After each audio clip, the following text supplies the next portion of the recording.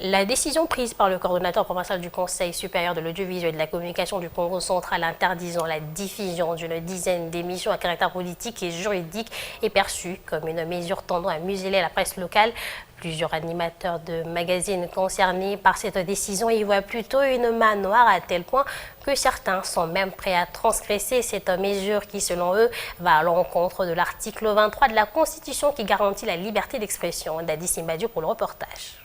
Au total, près d'une dizaine d'émissions se sont vues frappées par cette mesure d'interdiction de diffusion prise par les coordonnateurs provinciaux du Conseil supérieur de l'audiovisuel et de la communication du Congo central, Célestin Bibimbukouna.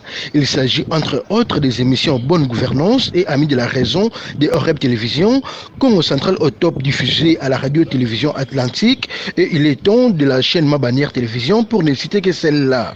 À en croire les communiqués de presse du coordonnateur provincial du CSAC Congo central, cette décision est prise face au nombre de dérapages que ne cesse d'enregistrer le ministre de monitoring des médias congolais est en vue de sauvegarder la paix et la cohésion sociale de la province du Congo central. De leur côté, les animateurs de magazines visés par la décision du CSAC Congo central estiment que cette mesure tend plutôt à museler la presse de Matadi. Plusieurs parmi eux y voient plutôt une main noire. Certains journalistes même n'hésitent pas à transgresser cette décision, s'appuyant à l'article 23 de la Constitution qui garantit la liberté d'expression à tous les Congolais. C'est en dépit de la menace du communiqué du CSAC Congo central qui souligne qu'en cas de la violation de la mesure, les journalistes ou l'animateur incriminé subira la rigueur des sanctions prévues par les textes légaux et réglementaires, notamment la suspension de l'émission, l'interdiction de présenter des émissions dans tous les organes de presse de la province du Congo central. Fin des citations.